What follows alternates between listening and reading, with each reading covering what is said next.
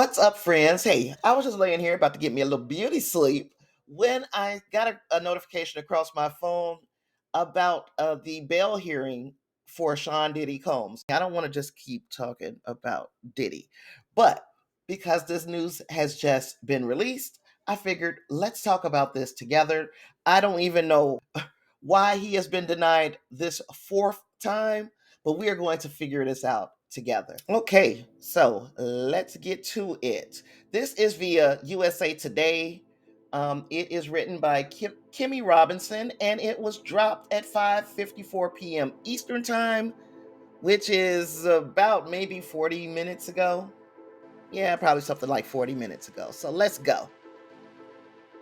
After 2 months inside a Brooklyn jail, Sean Diddy Combs experienced another setback as he prepares for his sex crimes trial in May, with another federal judge denying his request to be released on bail. On Wednesday, Judge Arun Subramanian, yeah, I think that's right, Subramanian, ruled in favor of prosecutors, determining the hip hop mogul should not be allowed to prepare for his 2025 trial from a private residence. Combs' lawyers previously proposed what they called an extremely substantial comprehensive bail package with a $50 million bond, arguing their client has not been able to adequately prepare for his case from inside the Metropolitan Detention Center. Subramanian's ruling marked the fourth time Combs was denied pretrial release on bond. During a November 22nd bail hearing, prosecutors continued to argue Combs presented a risk of danger and witness tampering. Combs' defense argued against the picture the government was painting of the rapper, and again asserted that their bail proposal addresses any concerns about ensuring Combs would return to court and would not engage in obstruction of justice. Subramanian had both sides submit letters on November 25th detailing Combs' communications from jail before making his decision. Combs' renewed motion for bail, filed earlier this month, was his fourth attempt at being released before his trial, following two requests around the time he was charged and an appeal filed in the Second Circuit Court of Appeals in September. This latest proposal, like those prior, offered a $50 million bond secured by the equity in Combs and his mother's Florida homes, implementation of a 24/7 monitoring service by approved security personnel, no internet or phone access for Combs outside of meetings with legal counsel, a pre-approved visitors list consisting of select family members, and surrendered passports belonging to the rapper and his family members. This latest bid also mentioned Combs being willing to participate in full home detention at either his $48 million Miami home or at a suitable location in New York. His family visits would be monitored by assigned security, and Combs would be subject to testing for a prohibited substance as needed. When Combs, 55, arrived in the Manhattan courtroom with members of the U.S. Marshal Service, he wore a beige, jail-issued outfit and blew kisses towards his family seated in the second row. His mother, Janice Combs, and his children, Quincy Brown, Christian King Combs, Justin Dior Combs, Jesse Combs, Delilah Combs, and Chance Combs, were photographed arriving at the federal courthouse earlier in the day. Combs, who was charged with sex trafficking, racketeering, and transportation to engage in prostitution, pleaded not guilty to the alleged crimes and has maintained all of his sexual encounters were consensual in the face of mounting civil lawsuits over the past year, accusing him of rape, trafficking, and sexual abuse from the 1990s to 2022. In their November 25th letters, Combs' team argued all of his actions since being detained fall under his First Amendment right to free speech as he defends himself in the court of public opinion. Meanwhile, U.S. attorneys rejected this claim and detailed his alleged extensive efforts to taint the jury pool while at Brooklyn's Metropolitan Detention Center. Boy, Do I want to stick a pin in this, or do I want to talk about it now? You know what? Let's talk about this paragraph really quick right now. Damn. Okay, so they said that his efforts to taint the jury pool is one of the reasons why they have chosen to oppose bail for him. And look, I'm not in favor of Diddy being released until his trial. I'm not personally, but that is a personal decision. They're talking about tainting the jury pool. And I know that there is absolutely nothing that can be done about people like me, even though I'm not one of the people who is doing this, but there are people with a microphone and a freaking camera who are out here making up stories. There are also people who are looking for a quick cash grab and are bringing forth lawsuits. This Courtney Burgess cat, I don't trust him. I don't trust his big ass as far as I can throw him. But that's neither here nor there. All of those people are tainting a jury pool. There are going to be at least 12 people selected for a jury for Sean Combs' alleged crimes. So all of those people, even if one of them is on the internet and they are being unduly influenced by some of the things that they are seeing on the internet, that man is not going to get a fair trial. But I know that there's nothing that you can do. You cannot stop people from getting behind a microphone and lying and just throwing the word allegedly around at it to get around being a liar. And then the people like Courtney Burgess, whose story just unravels the more he sits down with anybody. And he has sat down with several people at this point. If you don't know who Courtney Burgess is the one who says that he has the flash drives from Kim Porter's book, and he has these videotapes with those kinds of assaults occurring on them. He says he has these flash drives. He says that there are at least 3 minor victims who have been captured on these flash drives, yet you took your sweet buttermilk time to turn them over. And he swears in one interview that he was raided, and another interview his lawyer, who is Ariel Kidd, I cannot ever remember her whole name, but I always get her name wrong. I think her name was Erica Mitchell Kidd or something like that. I'll have to look her up, and I'll put it here if I get her name right. She has even corrected him on the record, saying, hey, you were not raided. You got a subpoena and you showed up for the grand jury. And he swears that he was raided and that law enforcement took those flash drives from him. But he doesn't have anything to substantiate what he's saying. I think this dude is a liar. I think he's a grifter. There are several others who I feel like, and you don't have to feel this way, you can have your own opinions. In fact, I'd like to hear about them down in the comments. So if Courtney Burgess cannot demonstrate that he had been raided, that he has these flash drives, and I mean, we needed pictures of them or something, that he has all of this information that he says that he has. If he can't do that, then I'm not trying to hear nothing from Courtney Burgess. But that's neither here nor there. This is going to be something. This claim that he is using, that Diddy is using extensive efforts to taint the jury pool, this could be something that gets called back on upon appeal.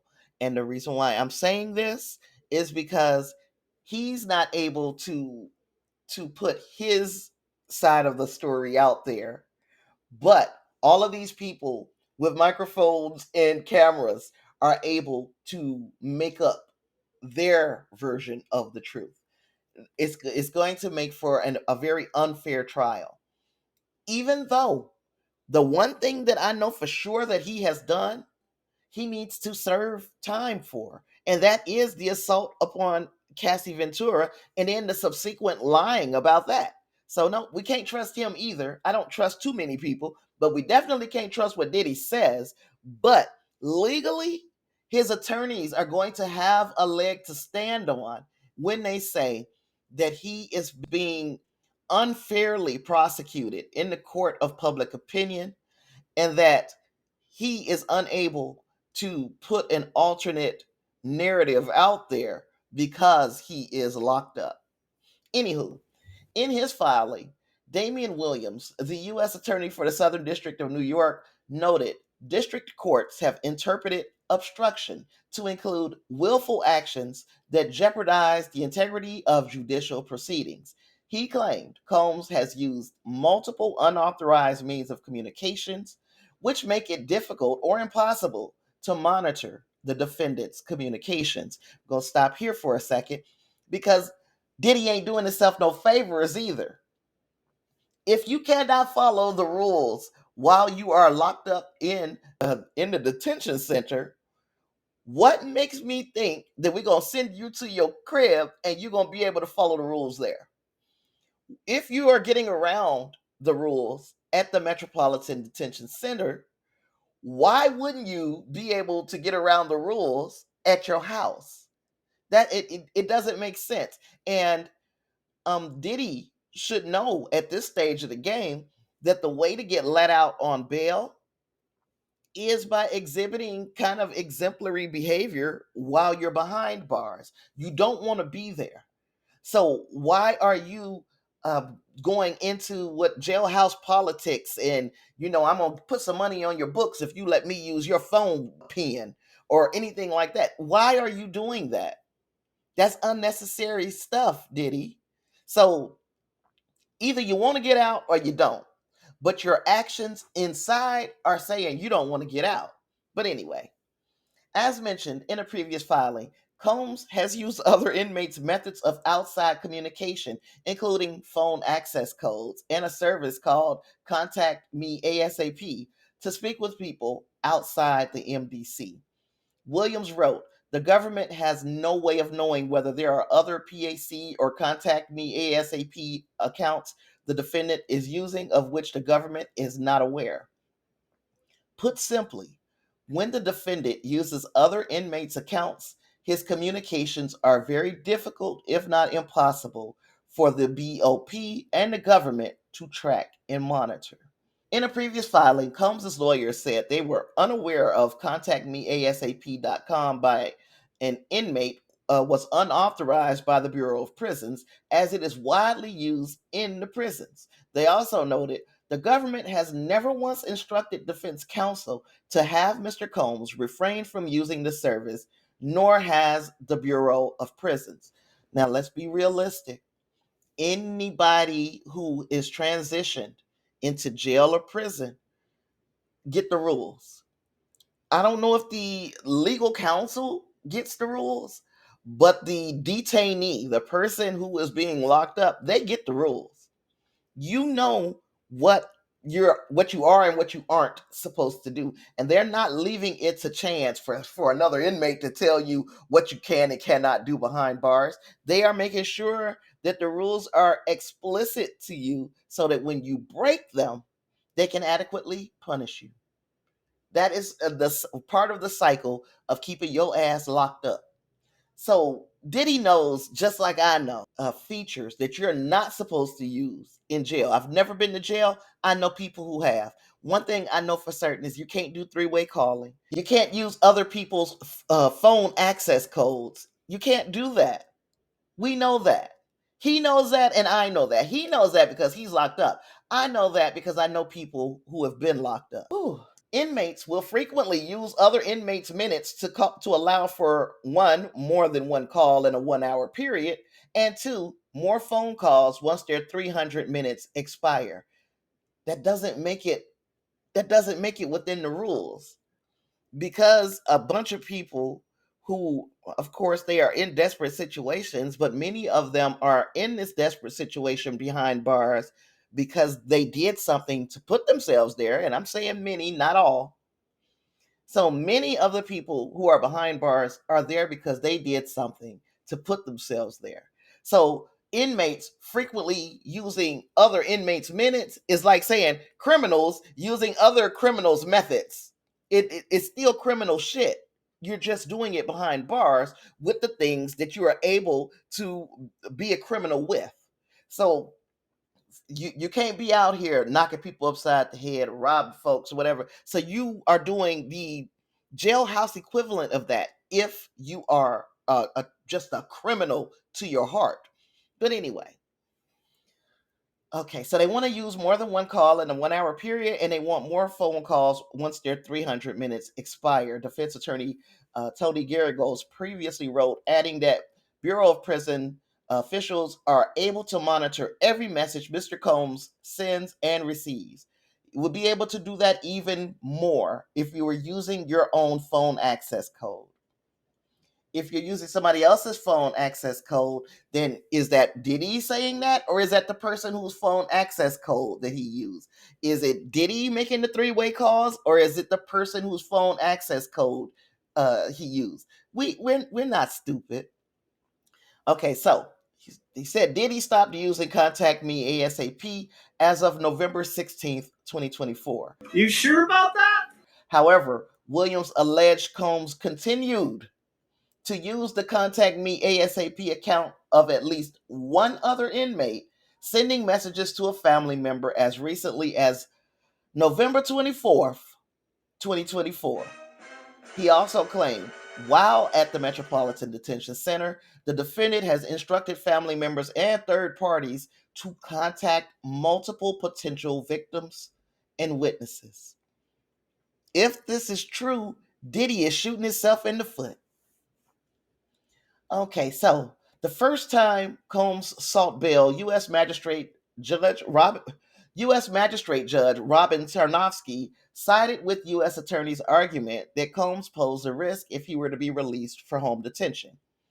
There are no conditions I can impose that would reasonably assure the appearance in court and the safety of the community, Tarnofsky said on September 17th.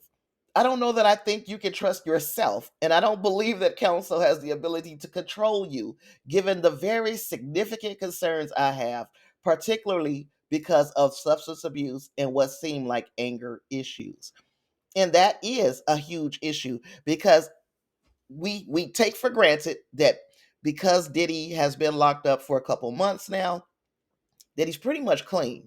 Now that's not necessarily the truth. That's an assumption we make because we say, okay, how it would be pretty hard to get these substances while you're locked up. But then we also know that people get substances while they're locked up, and people have found very creative ways to get these substances while they're locked up. So that throws that argument right out the window. If Diddy were to get out, be at his $48 million mansion, and be on house arrest, do you think that he will stay clean? He is, according to many, he is an addict. He is not just an addict, he is a rich addict. If he wanted to get these substances, he would figure out a way. The reason why he would figure out a way isn't because he willfully just wants to disobey. It's because the substance abuse, the addict in him, is going to take over, and it's going to think of a million creative ways that you could get what you need. We only need it once. We don't need it every day, man. Let's just do it one time. That's what the addiction is telling him while he's locked up. And when he gets home, it will be harder for him to not answer the addiction. And, I feel sorry for him because a lot of people are dealing with that. But a lot of people are not also out here beating up on stomping women in hotel lobbies, so. The following day, Judge Andrew L. Carter Jr., who has since recused himself from the case, I don't want no part of this ish, he also ruled against Combs, determining that no amount of bail could guarantee Combs wouldn't tamper with witnesses. And that's another issue. If you just can't help yourself, you got to text that person, or you got to have somebody that you know to text that person. You have to get ahead of this. That's not what I mean that you have the right. Put your narrative out there. You don't get to talk to these people and try to push them to push your agenda. So leave these people alone. If you did not do this shit, the proof is in the pudding. So let's just wait it out instead of continuously trying to reach out to these people. I find that the government has proven that the defendant is a danger regarding obstruction of justice and witness tampering by clear and convincing evidence, Carter said. I also find that the government has proven that the defendant is a danger to the safety of others in the community. Last month, federal appeals court judge William J. Nardini denied Combs' request for immediate release, pending the court's decision on his motion for bail. Nardini referred the motion to a three-judge panel within the Second Circuit Court of Appeals. In Combs' Second Circuit Court appeal, his lawyers argued the proposed conditions of his release were adequate in ensuring he will show up in court. Indeed, hardly a risk of flight. He's a 54-year-old father of seven, a U.S. citizen, an extraordinarily successful artist, businessman, and philanthropist, and one of the most recognizable people on earth, the appeal stated. Investigators claim Combs elaborately schemed to have his finances and status in the entertainment industry to fulfill his sexual desires in a recurrent and widely known pattern of abuse, which included so called freak offs, sexual encounters he allegedly orchestrated and recorded. U.S. attorneys have allegedly obtained Combs' information and data from phone, tech, and social media companies, as well as hotels and airlines. They've also said they have seized more than 100 phones, laptops, tablets, iCloud accounts, cameras, and flash drives. Meanwhile, Combs' attorneys have cast doubt on the alleged crimes the evidence purportedly shows. In a TMZ documentary released last month, The Downfall of Diddy, the indictment, one of Combs' lawyers, Mark Agnifilo, suggested Combs' freak-offs were simply threesomes. If Diddy tries to get bail again, I'm not doing another video because quite honestly, it's probably unprecedented that somebody has done this now 4 times and had a different judge or a different set of judges determine that he is not eligible for a home release. He's just not eligible for it. And you're wasting time, the time that could be spent on better preparing your case, you are spending trying to get out of jail. He's a person who's not used to being told no. He believes that his money and his status should afford him luxuries that other people just don't get. And it is tiring. It has grown very tiring to see somebody have what amounts to a legal temper tantrum about not being released when there are other people who are accused of lesser crimes who have to sit their ass in jail for years before their court date. We know that your court date is in May of 2025. You had it fast tracked for a reason. Now that you have been told not once, not twice, but 4 times no, just sit your ass there and get prepared to defend yourself, since that's what your attorneys say that you're wanting to do anyway, Diddy. Stop wasting the court's time. Now, if you are pro Diddy, I'm pretty sure this is breaking your heart. You want to see the man get released to go home and spend time with his children leading up to his trial. But if you're pro Diddy, you have to admit to yourself that some of this is a hell of his own making. Some of this is shit that he's doing, that he has done to himself. If he could follow rules, if he could say to himself, for just this one time, the rules really do apply to me too, then he might get out. They keep bringing up the Abercrombie and Fitch guy, the old cat. You know, they have such similar cases, Diddy and the Abercrombie guy, and let me stop calling him Abercrombie guy and look up his real name. He's been arrested and charged with running a prostitution and international sex trafficking business. So Mike Jeffries used force, fraud, and coercion to engage in violent and exploitive sexual acts.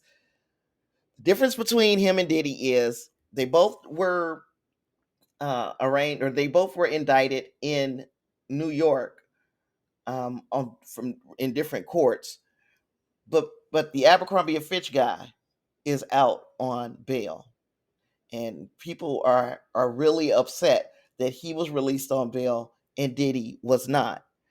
What I'm saying is, number one, neither one of them need to be released on bail. But number two, what was the conduct of the Abercrombie and Fitch guy leading up to his arrest, besides the crimes that he's been accused of? What was his conduct prior? Was his conduct prior calling up witnesses? Was his conduct prior, all of the things that Diddy is alleged to have done leading up to his arrest? Was the Abercrombie and Fitch guy doing the same thing? If the answer is no, then these are two very separate cases. But at the end of it all, forget comparing yourself to another sexual offender. I wouldn't even want to be mentioned in the same sentence as Mike Jeffries, as a Jeffrey Epstein, as now a Sean Combs. I don't even want to be mentioned as being like them in any way. Recently, Diddy has even compared himself to Trump. The more that you compare yourself to other alleged sexual offenders or actual sexual offenders in the Epstein and Trump cases, you realize that you're not putting yourself in a really good group. These aren't great guys that you're comparing yourself to. So if you like this video, please like this video. Make sure to hit the subscribe button and turn your notifications on so that you can help me get to 2,000 subscribers. We are tiptoeing up on 2,000. We're going to have a whole nother assignment when we get to 2,000. But you guys so far are understanding the assignment, and I appreciate everybody's help. We are going to meet back here real soon at the corner of pop culture and common sense. And I'm not serving tea, not even for Thanksgiving. I don't know if you would call this tea. This ain't tea. I'm not even serving tea for Thanksgiving, y'all. You know why? Because you deserve eggnog. You deserve so much more than just tea. I see you in the next one.